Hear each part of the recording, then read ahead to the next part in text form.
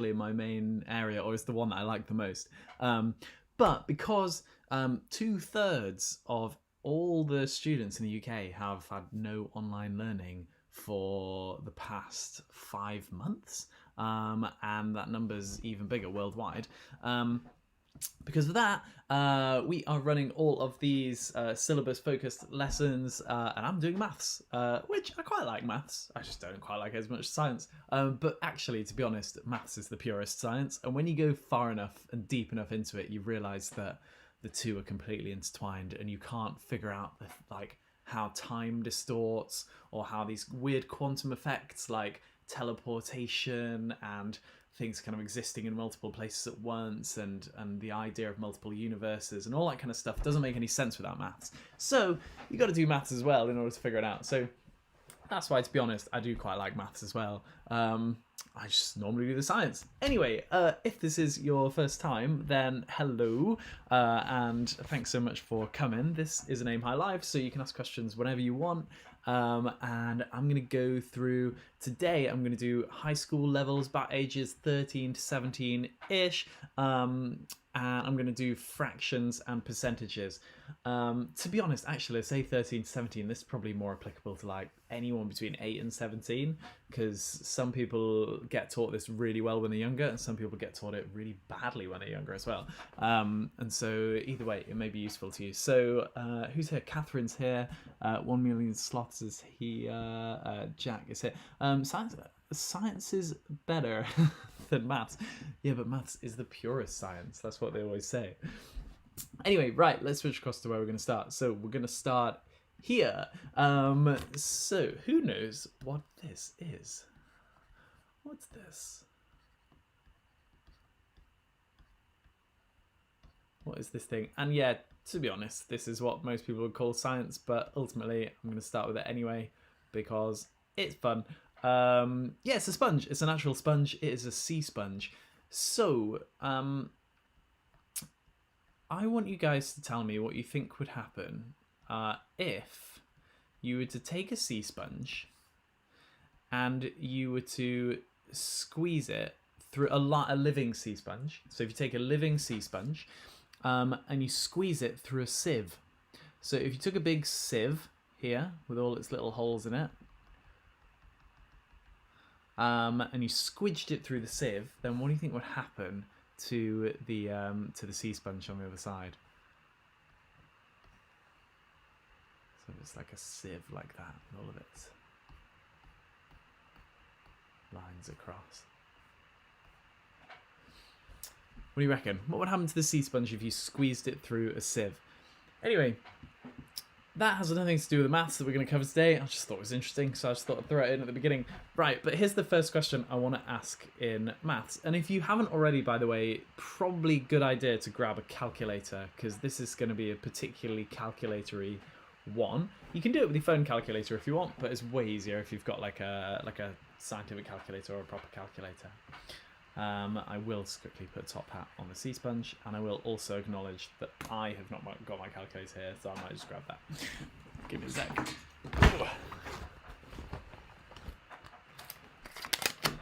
Okay, got it. Okay, so 1 million slots is saying if you squeezed a sea sponge through a sieve like this one, then it would go into small bits, but can be put back together. As Catherine is saying, it wouldn't be very nice for the sea sponge. So I agree, the sea sponge wouldn't approve of this, but ultimately the sea sponge could be squeezed through a sieve and it could reform on the other side, which is pretty cool. Anyway, right. So let's do the first question that I wanted to do. So I'm actually going to start more on percentages today, and then I'll go to fractions afterwards. So first, I just want to ask you this question. What is 32% of 25? What's 32% of 25? Now, some of you may not know how to do this. Some of you may know how to do it, but feel like your method is very good. Some of you may find this really, really easy. But I just wanted to ask this really quickly first to get the ball rolling. So what is 32% of 25? So 1 million sloths is saying 8, and Enzo Catherine is saying question mark, question mark, question mark. Right, so the reason I wanted to start with this one, 1 million sloths is correct, and so is Karina. Yeah, brilliant. So it is 8. The reason I wanted to start with this is because this is quite a good example of how percentages are often taught quite badly, because this question is way easier than it looks. So I don't know how many of you know this, but 32% of 25 is the same as 25% of 32. Now, 25% of 32 is something that people are more likely to know that 25% is just a quarter. So a quarter of 32 is, as you've all said, 8. Perfect. Okay, so I think Catherine is asking, please explain. But I wasn't sure if you're asking, please explain about the red or the simpler example. I'll explain why the simpler example works, but I'll do that in a mo. First, I just want to ask you guys if you can do a similar thing. So what is... can you guys please do for me 38%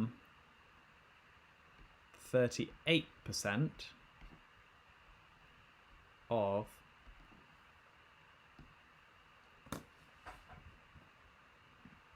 ooh, something's happened. I've just lost what I was chatting about, so give me 1 second. Okay, if anyone sent me a message in the last few seconds, I won't have seen it.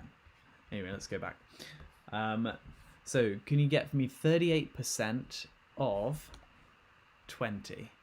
What do you guys think 38% of 20 is?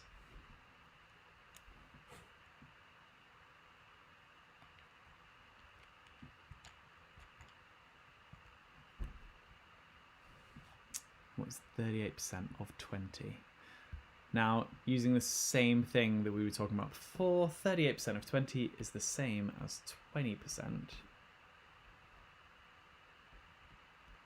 of 38.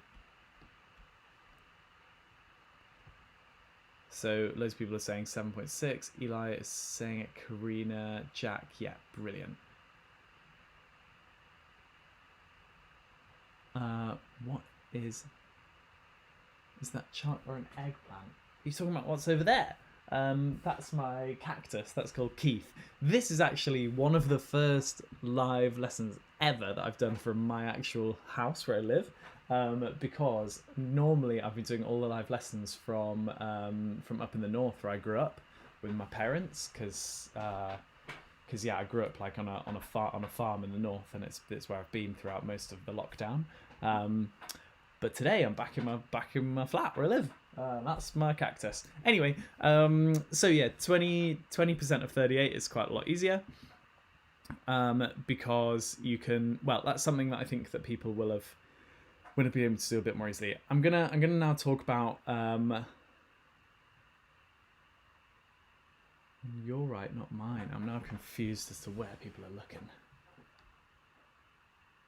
Oh, if you're looking at that up there. I can't tell if you can actually see that, but that's like a stuffed toy of an anglerfish from when I made a film about anglerfishes. Just in case anyone else wants to see this. I know this is completely irrelevant, but yeah, up there it's my stuffed toy anglerfish with like a glow in the dark top. Anyway, right, back to the lesson. So first thing I wanted to talk about, and let's just go down to this lizard to talk about it, is the word of. So the word of in maths is the same as times. So the word of means times. So if you're ever asked to find 10% of 18, then that means 10% times 18. And this is really, really important because it actually makes things a lot simpler. So the fact that the word of is the same as the word times is such a crucial, central piece of knowledge to understanding maths, because it's used so many times. And you can think about it in like more simple terms. Let's say like a box of eggs. There's like 10 eggs in a box. And if you have 3 of those 10 boxes, 3 of 10 means you're going to have 30 eggs, 3 times 10. Okay, so 10% of 18 is the same as 10% times 18. So who knows what 10% is as a decimal? And actually, I'm more interested in knowing if anyone doesn't know what 10% is as a decimal. Because if everyone knows what 10% is as a decimal, then we can just move on to the next bit of what I want to cover.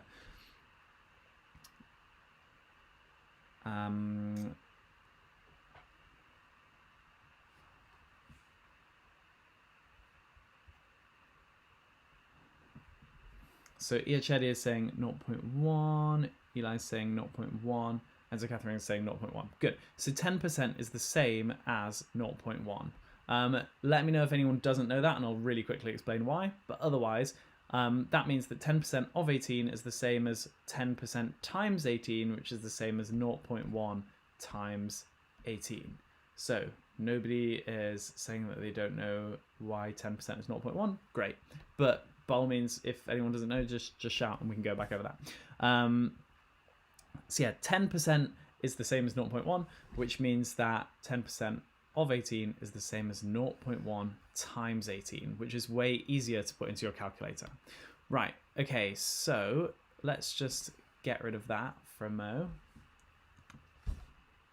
And now, can you guys tell me what the answer to this is? What is 72% of 59? Now, to find this out, you'll have to use a calculator. So throw in your, well, you don't necessarily have to use a calculator. I'm sure you could do it without, but let's just do it with a calculator because that's what I want to practice today.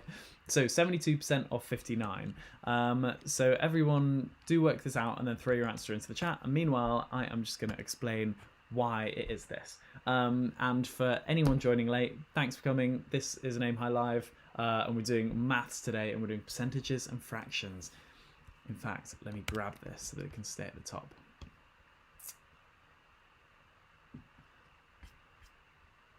So we're doing high school maths, we're doing percentages and fractions, and we've basically just started, so if you're joining late, don't worry about it. I'm just asking people what 72% of 59 is, and all the answers are pouring in of 42.48, which is great. Right, so just to really quickly go over why this is, 72% of 59 is the same as 72% times 59, and 72% is the same as 0.72 times 59. So this ability to take, because often maths is given to you in words and often it's given to you in huge amounts of text, which I always hate because my brain is very bad at dealing with text because I'm a bit dyslexic. And so the thing that you have to try and do is always turn the text, like the writing, into something that you can write into a calculator.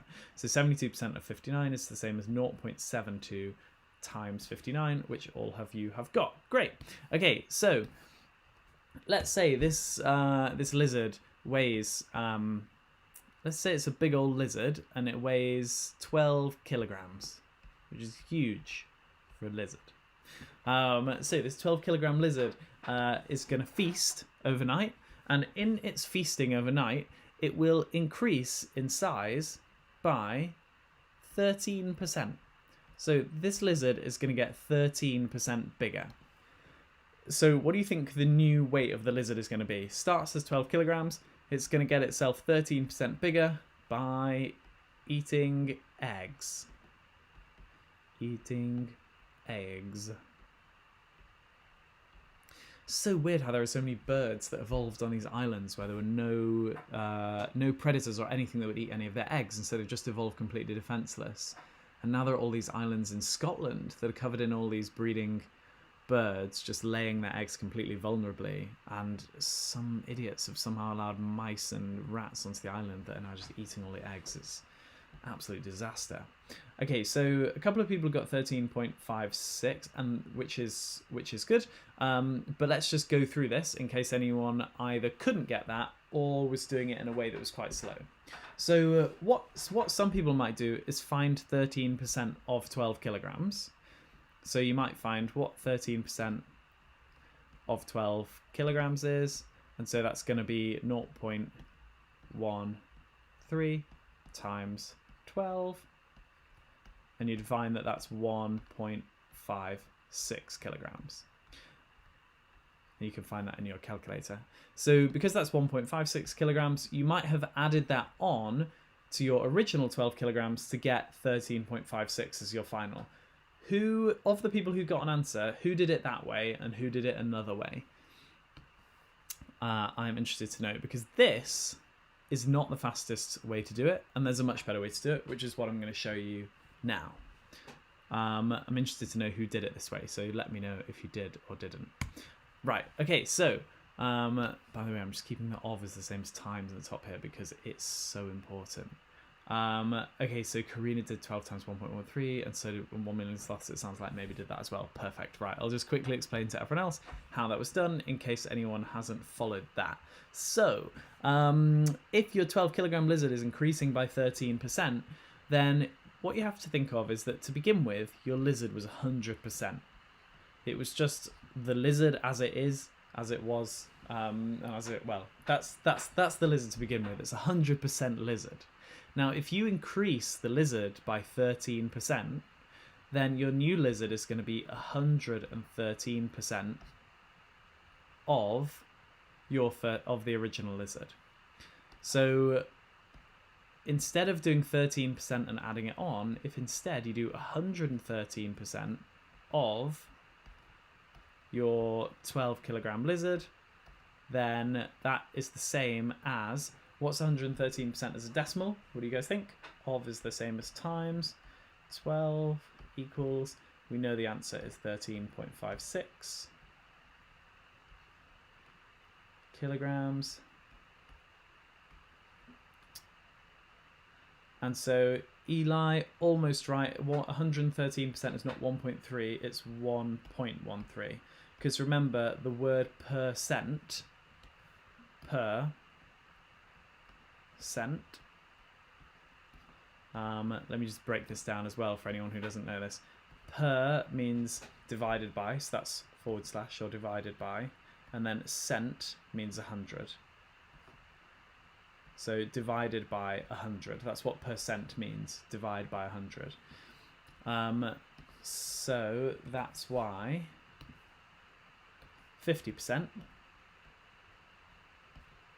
is the same as 50 divided by 100, percent divided by 100, and 50 over 100, as you can work out, is a half. So 50% is a half, because a percent just means divided by 100. That's all it is. It's often presented in quite a weird way because you learn it when you're quite young, but it literally just means divide by 100. So yeah, 113% is 1.13.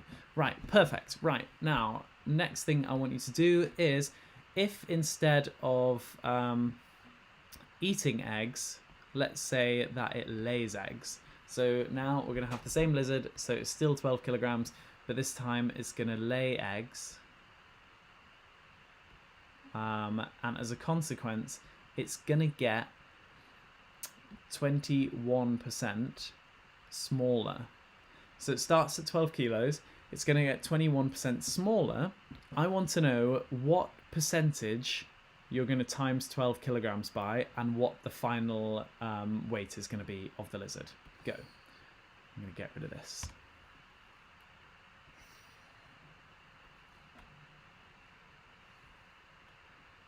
Does it lay endangered birds? I hope so.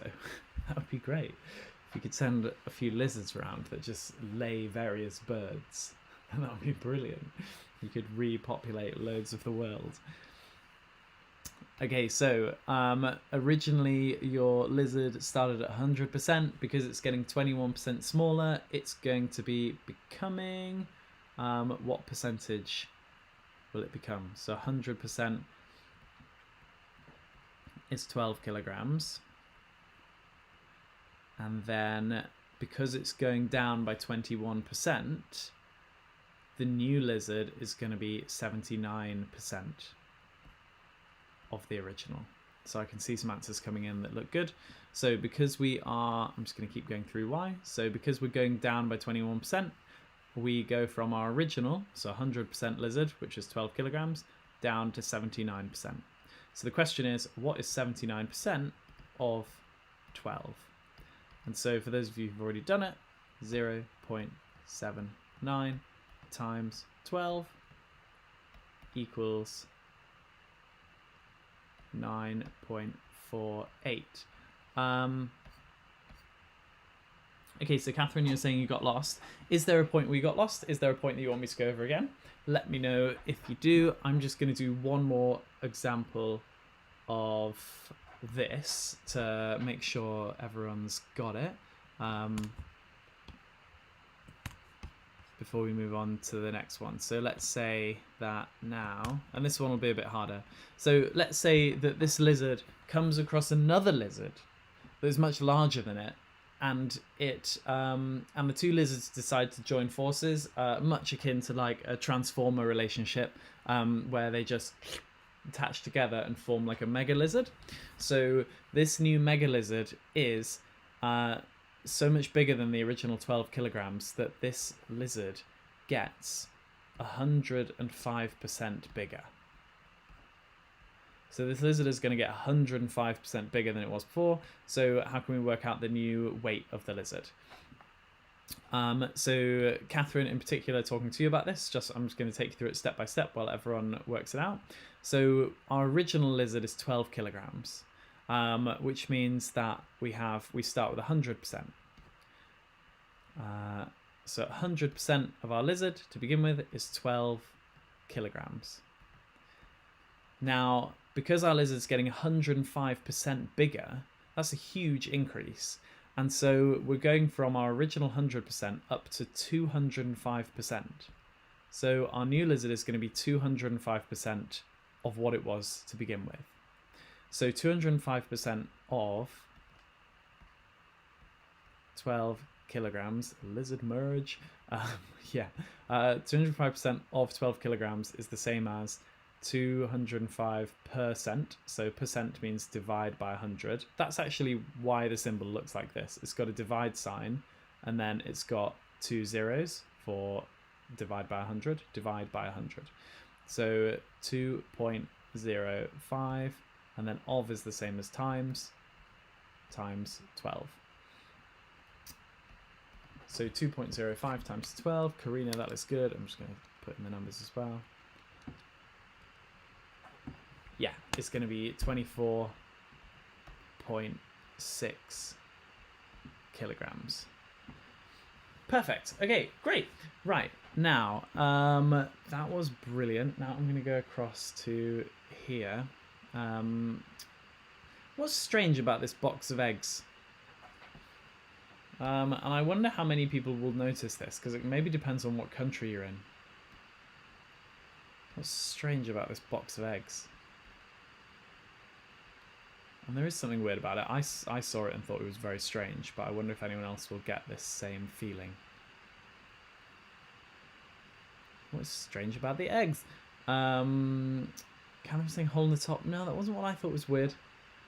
And Jack is saying exactly what I was thinking. There are 10 rather than 6 or 12. I don't know. In fact, I'm really interested to know if people say what country they're in and say what the normal number of eggs that comes in a box is. I'd be really interested to know what people say, because in the UK, you only get eggs in boxes of 6 and 12, and maybe 24. But it's always multiples of 6 or 12, because it's just been tradition that eggs have always been sold in a dozen. And these, it might seem weird because like most of our system is built on tens and hundreds and thousands and things. But the reason why people used to prefer 6s and 12s is because there are more, this is quite an interesting bit of maths, I guess. There are more numbers that you can divide by. So if you've got 12, then you can split it into thirds, you can split it into halves, you can split it into quarters, you can split it into sixths. There are just way more fractions that you can split it into compared to 10 that you can only split into halves and fifths, and that's it. I mean, you can split them, but you can split these into tenths and these into twelfths, I guess, but I was ignoring those. Anyway, basically there are loads more numbers you can divide by, which means it's much easier to like take fractions of things when you're buying stuff at the market and stuff. So anyway, that's why 12s are so prevalent in trade, and because it's just much easier for people to like split things up. But yeah, so if you are not in the UK and you could drop in the chat how many eggs your boxes are sold in, I would be really interested to know that. even though it's arguably irrelevant to what we're doing next, which is reverse percentages. Okay, so next thing I want to know is, let's take these eggs and let's say that they cost, let's put a price on them. Oh, that's hard to see. I'll use green instead. Let's say that these eggs, which are not a dozen, there's 10 of them, cost £2.50. And I know I'm using pounds instead of another currency, but I might use a bit of euros and dollars and things like that. In New Zealand they have 6, 12 and 24 as well. Cool. I think it's in the US where they tend to have 10 eggs. Anyway, so these eggs cost £2.50 now. And they are £2.50 because they have been reduced in price by 20%. So 20% has been knocked off the price, and now the eggs cost £2.50. So my question to you guys is, what did the eggs cost before? So they've been reduced in price by 20%, and now they cost £2.50. So how much did the eggs cost before? What do you think?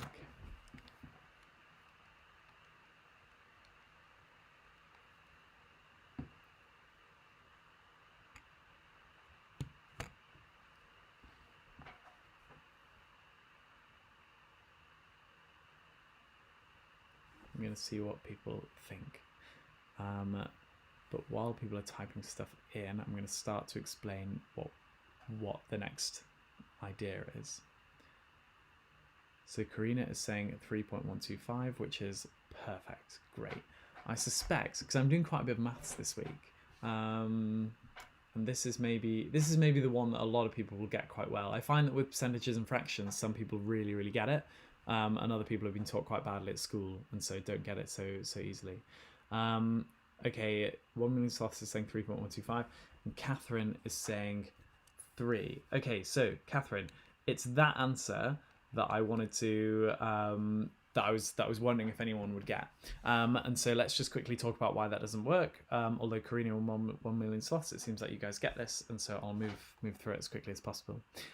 Right. So if you start with the number 100 and you reduce it by 20%, then what number do you get to? What number do you get to if you reduce 100 by 20%? And the answer is 80. Great, so Jack's got that, perfect. Now, if you take 80 and you increase it by 20%, then what do you get to? What's 80 increased by 20%? Where does it take you to? Okay, everyone's getting this. T, Eli, great work, guys. So yeah, 100, 20% smaller is 80. And then if you increase 80 by 20%, so Catherine, 1 million sloths, Eli are all saying 100. Okay, so you're all wrong, actually. So 80% increased by 20% does not get you back to 100. So what is 20% of 80? 20% of 80 is 0.20 or 0.2 times 80, which is 16.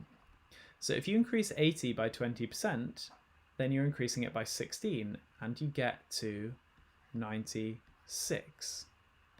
So Karina, yeah, that's a great method, and we're going to talk about how that works now. But I just wanted to point this out to people because this is so important. Percentages are not like almost every other bit of maths that you do, like multiplying, dividing, adding and minusing. Percentages are not reversible. You can't just do reduce by 20% and then increase by 20% and expect to get back to where you started. Percentages don't reverse like that. So actually you have to think quite carefully before trying to do a percentage backwards. So when we were doing these eggs, I told you that they're £2.50 now, and before that they were a higher price and they've been reduced by 20%. So there's an element in this question of going backwards in time, and that's what you should always look for with percentages. And as soon as there's this idea of what was the price before, or what was the size before, or whatever, whenever there's that element of going back in time, alarm bells should be ringing and you should be thinking, right, we need to do this slightly differently. So let me explain to you how this works. And it looks like, and yeah, as I said before, Karina, you've got it already, which is great. But yeah, for everyone else, let's quickly go through how this works. So I'm going to just get rid of this, as long as you guys remember that percentages are not reversible. So you can't just go backwards. Okay, so here I told you that I'm just going to kind of redraw these eggs here, because I used to draw this as a picture to help myself to visualize it when I was doing it. So here is our box of eggs, which I'm just going to symbolize with one egg. And then I would draw like a kind of dividing line to help me map out whereas before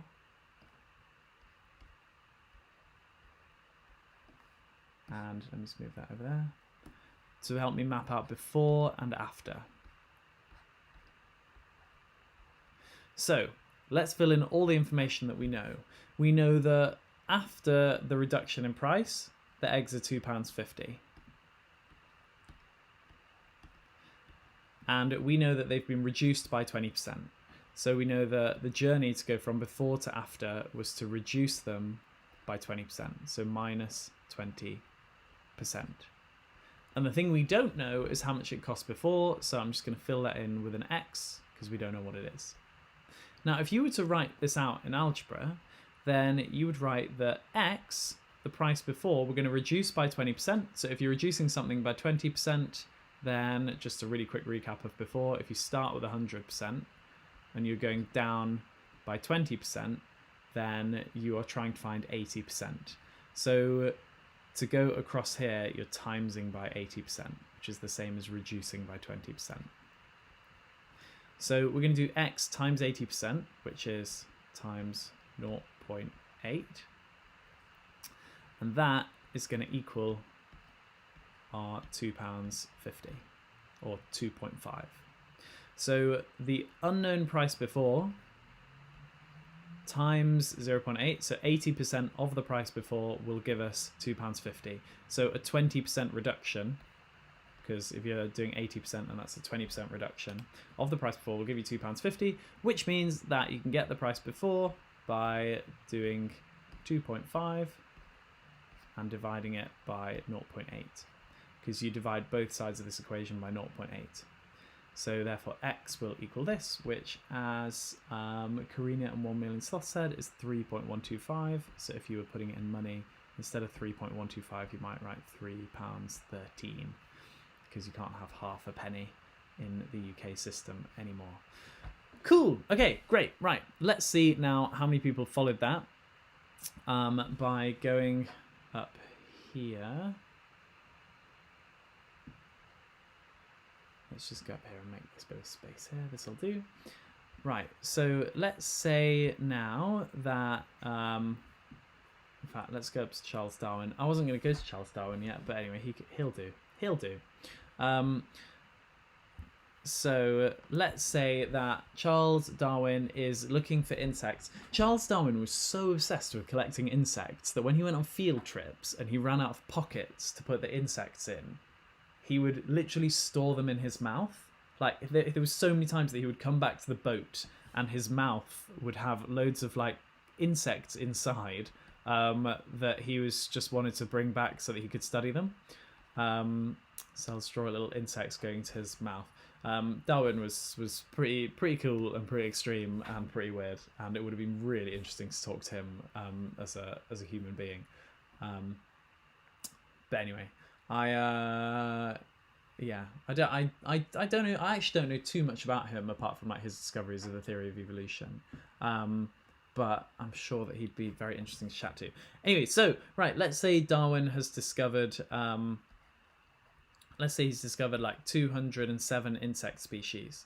So he's discovered 207 species, and this is 30% higher than the number of species he had a year ago. So a year ago, he'd discovered an unknown number of species, which I want you guys to work out. And a year passes and he discovers 30% more species, and now he's discovered 207 species. So my question to you guys is, how many species did he know about the year before? What do you think? So if Darwin knew 207 species now, and that's 30% more than he knew a year ago, then what do you think? So do start working it out, and I will start to explain why for those who are still finding this quite tricky, because this is a really tricky part of percentages. But by all means, if you're following, then throw your answer in. So first, I would want you to maybe draw out a little diagram to help you visualize it. So let's say these are your insects, and then draw yourself a before and after. So before, put that over there, and after. So fill in all the information we know. So we know that after the change, he knows 207 species. We know that this is with an increase of 30%. So if you're increasing by 30%, then you start with 100%, increase by 30%. So that's going to be 130% of the original. So it's times by 130%. Times by 130%. And that is starting with our unknown number of insects, which is x. So our unknown number of insects increased by 30%. So times 1.30 or 1.3. So unknown number of insects increased by 30% gives us 207, which means that the number of insects before must have been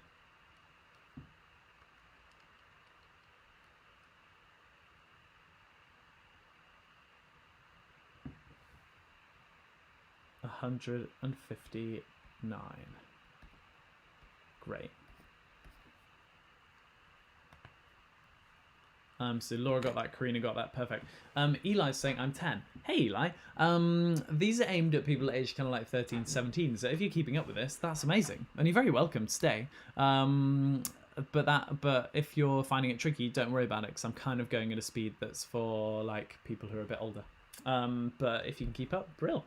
Anyway, so yes, that is great. Right, let's do one more of these changes. So let's now look at Darwin's head cover. So if we say that Darwin's head is now, let's say his head is got like 45 centimeters squared covering. So he's got 45 centimeters squared covering because he's going bald. So this is actually down from last month.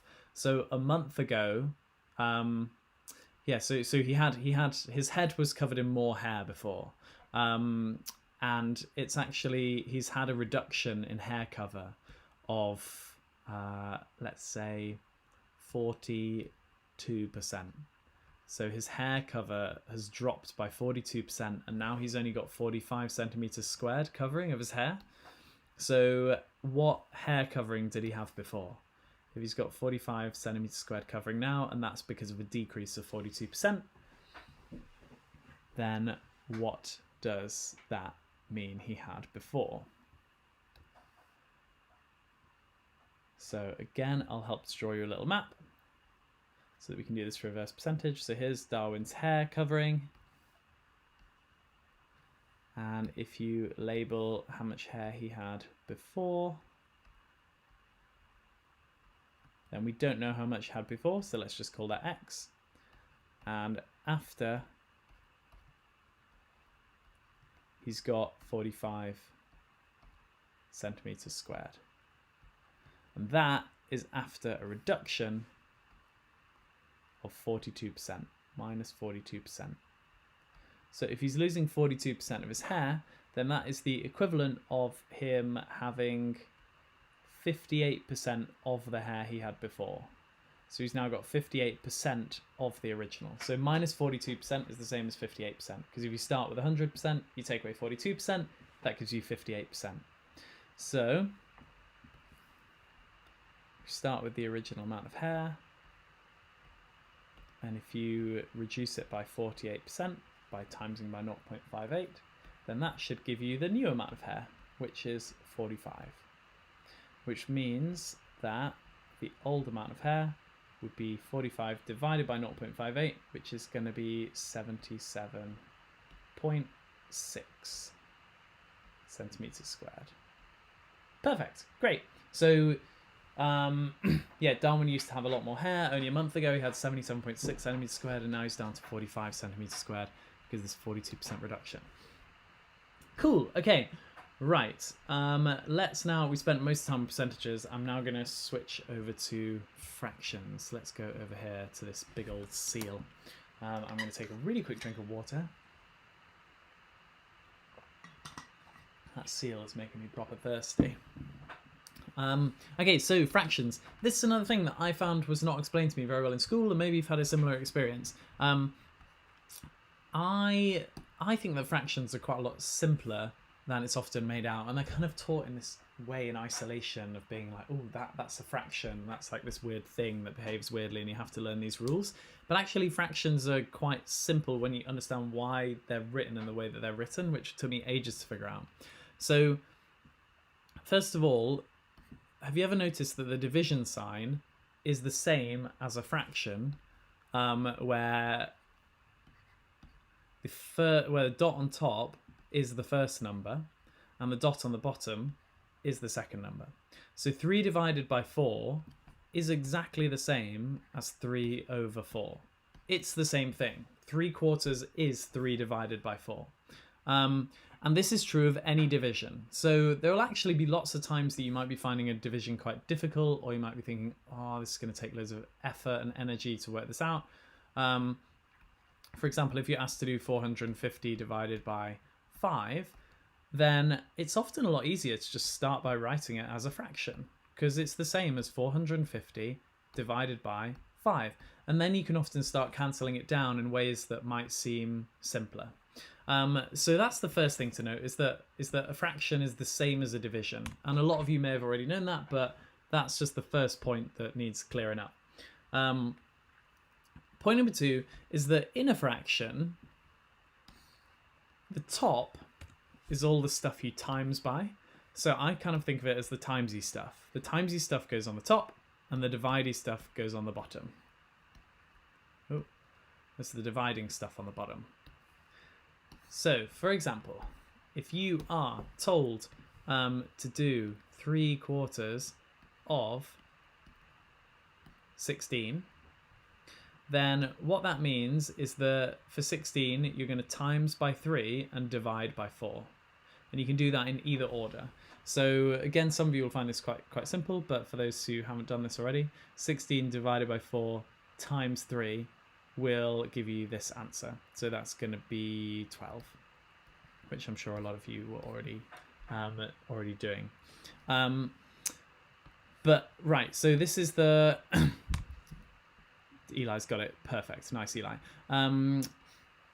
Okay, so because all the time stuff goes on the bottom and all the divide stuff, all the time stuff goes on the top and all the divide stuff goes on the bottom, this means that you should now be able to work this out quite easily. So if I say times this by 3, what do you get?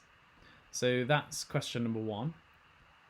And if I would say divide this by 5, then what would you get? And that's question number 2.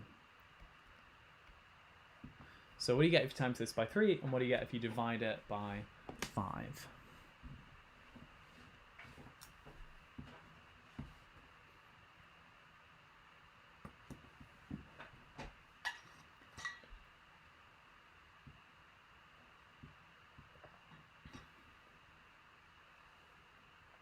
Eli's saying, I hope he didn't swallow those insects.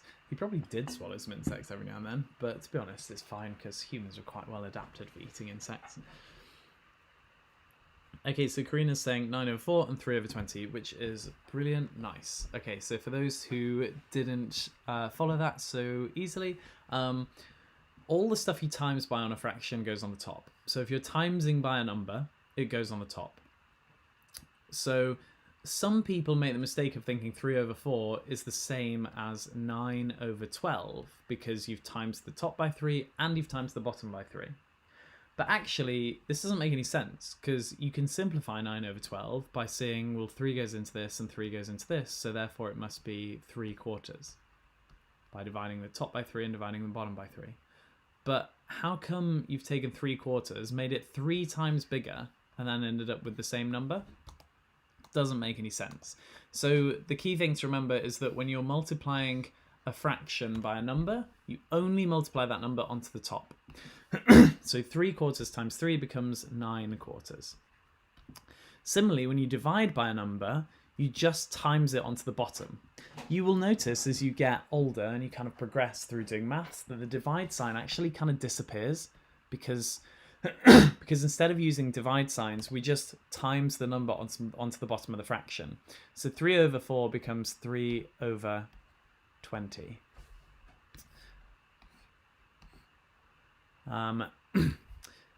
It becomes 3/20 because you times the 5 onto the bottom. So 3/4 divided by 5 becomes 3/20. Cool. And those are two of the kind of key points that I wanted to make sure you guys learn about fractions. And so I guess actually this is probably a good place to end. So I'll just end by telling you one quick story about this seal. God, I've got something in my throat. Or seals in general. So the story that I wanted to tell you guys is yawning. You know how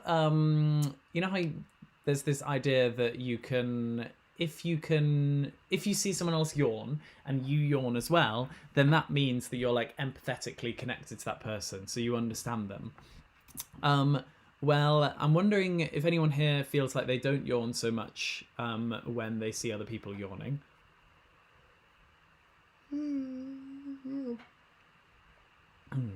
That was a fake yawn, but maybe it would make you guys want to yawn, which would be interesting. But I once saw, when I was on like a little boat trip, I once saw a seal yawning, and it really affected me. Like, I had one of the biggest yawns of my life watching the seal yawn, and I wonder if that's because I'm empathetically connected to the seal. Anyway, I want to show you what's coming up next, so I'm just going to show you this. Here we go. Will you be able to see this? Yes. Okay, so here's what's coming up next. At 1 o'clock, I am going to do algebra and simultaneous equations. And then tomorrow we've got Jazz doing computing, Josh is doing chemistry, and then on Wednesday, Hannah's doing biology, and I'm back with a couple of maths ones, and it's going to be great. And I hope you enjoyed this. Let me know how you found this. Let me know how you find the level compared to the science that I was doing, if you found it useful, if you'd prefer that these move faster or slower. Throw those kinds of comments into the chat. All of that will really help me with planning the next one when I'm doing algebra and simultaneous equations in, when is that? It's just over an hour. But I hope you can make it to that. Otherwise, please do follow our socials, which you can find there if you haven't already, and sign up for the schedule up here if you haven't already, and also do please tell friends and family and everyone else that you can think of that we're running the big catch up for one more week. And if people want high quality live interactive lessons that they can ask questions at any time, then tell people to come find us at Aim High. Thanks so much for watching, everyone, and do, as I said, throw your feedback into the chat because I would love to see that, and I will see it for the next minute or so after I've finished the lesson. So yeah, that'll be great. I shall see you all soon. Farewell, bye.